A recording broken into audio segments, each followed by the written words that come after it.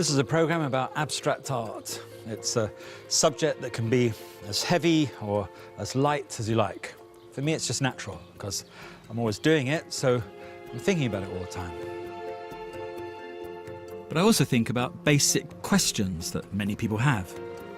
How do we respond to abstract art? Is it supposed to be hard or easy?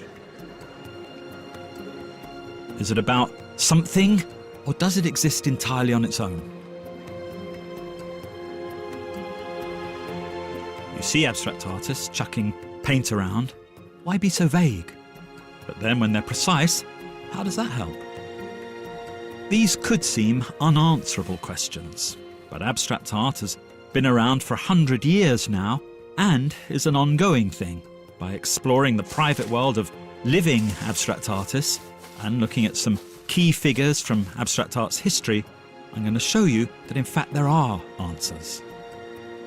Amid complicated and potentially confusing works, there are hidden rules you might not expect.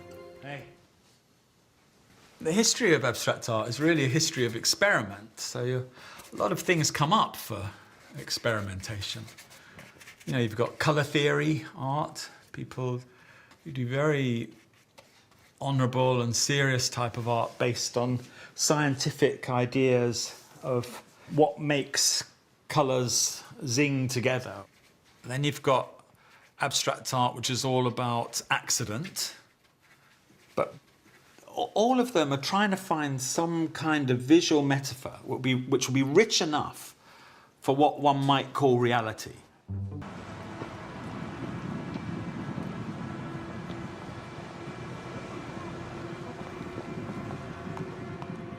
If abstracts have got something to do with reality, but the artists aren't going to picture reality, why not?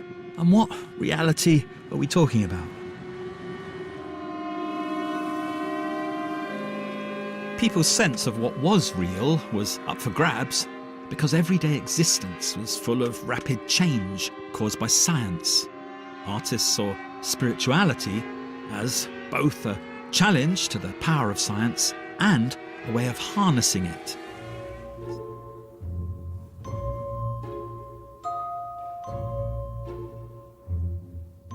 From totally invisible, she's become the main excitement about historic abstract art. A woman doing abstraction, plus doing it so it's full of meaning. This counterintuitive idea came from the spiritual movement of Theosophy, which was founded in New York in 1875 by Helena Blavatsky. Blavatsky took aspects of Eastern religion and aspects of science, mostly evolution, and came up with a spiritual movement based on evolution of the soul.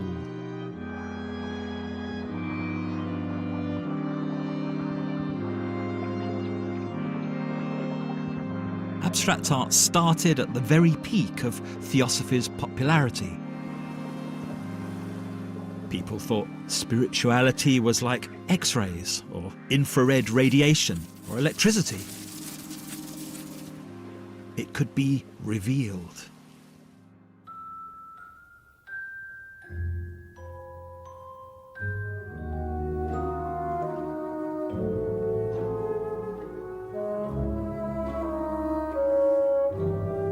What kind of meaning? Abstract artists were into spirituality, but Af Klint thought of herself as being in touch with actual spirits. She conducted seances in this room and received messages from spirits who were called the High Masters.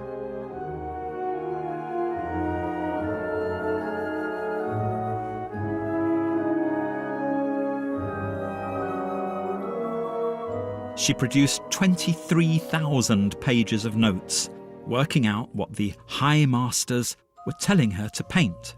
It was all theosophical meaning. Theosophy says colours and shapes can symbolise the soul's journey. The tip of a coloured pyramid is the soul arriving within the golden circle of pure spirit. And there's pure spirit theosophy claims, when dark is balanced with light, masculine with feminine. All Af Klint's paintings are profoundly theosophical. The not theosophical thing about them is the general look. And this doesn't come from spirits, because, to risk controversy for a moment, there is no such factual thing as a spirit. They are mental projections. To have the ability to create such a mental projection without suffering debilitating mental illness is a fantastic thing. But when it comes to creating a work of art, a mental projection alone isn't sufficient, because art isn't made just from visions. It's made from visual traditions. The other abstract artists, rooted in the visual traditions of painting, explained themselves only partly by spirituality. With her, it's everything. It was beamed down to her by a high master on the astral plane who commissioned paintings from her. She knew what the reason was.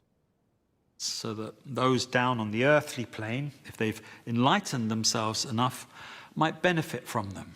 And that could be you, so keep an open mind.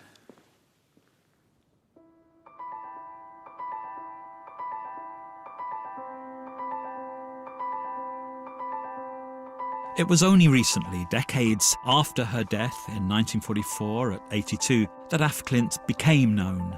Now her work is categorised as the first abstract art, but there's very little evidence she thought of it as art at all. Rather than abstraction, type of art that didn't exist in 1907, she thought it was direct meaning. To us it looks like abstract art, but it's really diagrams explaining theosophical ideas. To see what else there is to abstraction, you have to look elsewhere.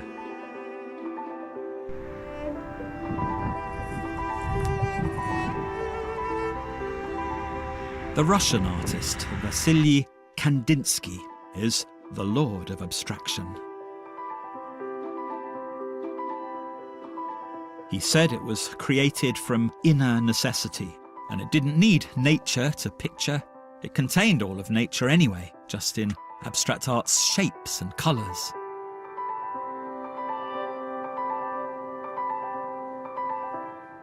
He meant the artist's sensitivity, his feelings and memories, are full of nature's impressions. They can be got down onto the canvas in a completely abstracted way.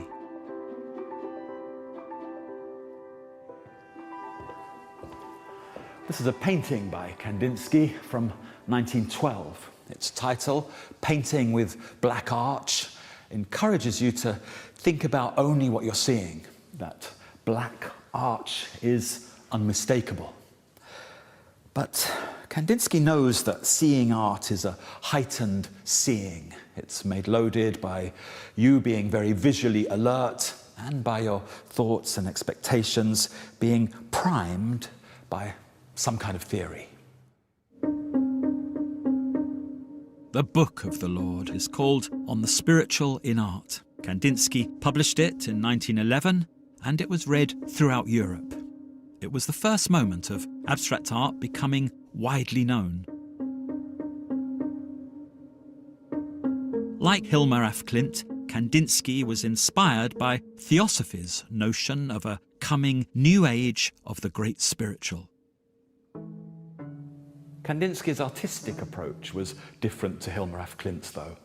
She thought paintings were diagrams to be interpreted by study. He thought the actual materials of painting, colour, shape, line, could be manipulated to affect the soul.